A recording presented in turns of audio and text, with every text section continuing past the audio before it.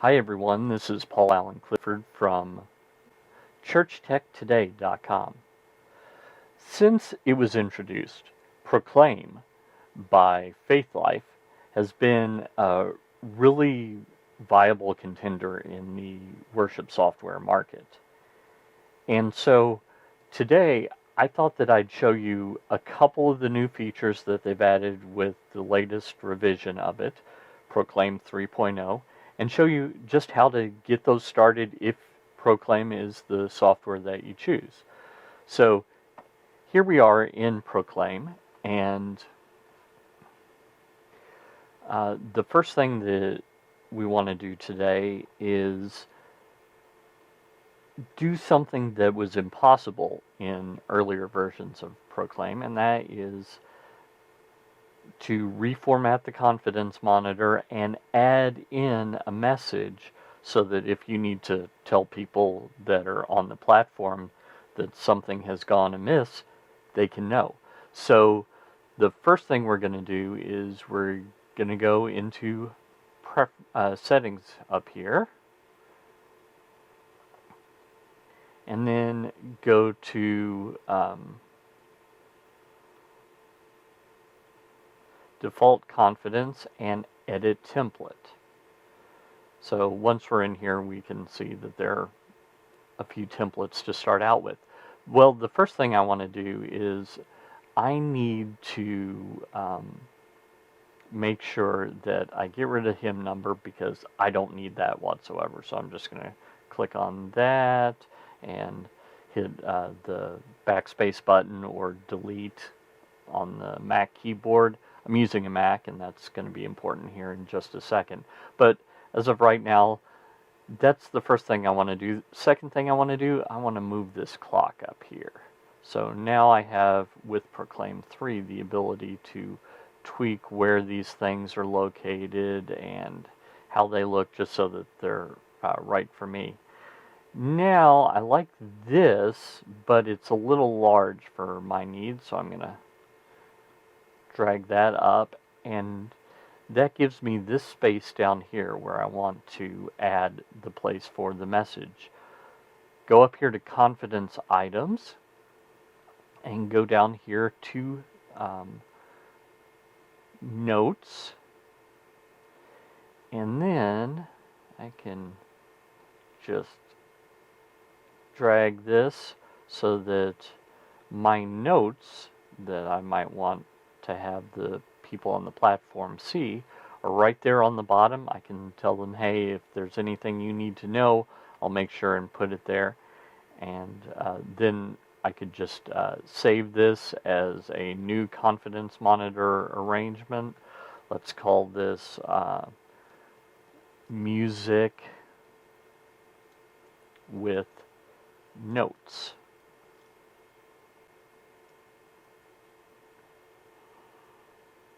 And click save, and that's done. So now whenever I need to send a note to the confidence monitor, I have that as an ability. The second thing I wanted to tell you about is the new live streaming capability inside Proclaim. So before, you could record a podcast from Proclaim, but actually live streaming, and in a COVID world this really matters, that wasn't something Proclaim could do. So back in to Proclaim, and now we've got some settings to change. First off, going back into settings, and let's start with display. Notice that I have 3 virtual screens. I've got my slides, which is the main thing that I would normally want to send out to the congregation, whether it's on a projector, LED wall, TV, whatever. Confidence, that is so that the people on the platform can see lyrics and notes and such. Notes is another thing, but let me add a new virtual screen, and I'm just going to call that live stream. Now, of course, I could call it whatever I want to, but live stream just helps me know that that's what that is for. Now, if I wanted to send that to another output, I could do that down here. Just go in here and change the virtual screen that this is from slides to whatever I wanted it to be. I'm not going to do that though, and I'll show you why here in just a second. Instead, I also need to change, first off, the audio input. I'm using my Griffin iMic audio input, so that's what I need to change so that I've got audio coming in from my soundboard. So you'll notice that I've got a few different options here on this particular Mac, including NDI or the MacBook Pro microphone. Just choose the appropriate one that you need for your situation. Then video input. We need to enable the video input that we're going to use. I've got a Blackmagic Deck Link here in this particular system, so that's one thing that I could do, or I could use my built-in webcam, but in this case I'm just going to go to EOS Webcam Utility Beta. Now, that's what you were seeing me through earlier, so it could be, because I'm recording this separately, that won't actually show this time, but that is an option that you could use a DSLR with the EOS webcam and use that instead of a webcam for your live streaming. Then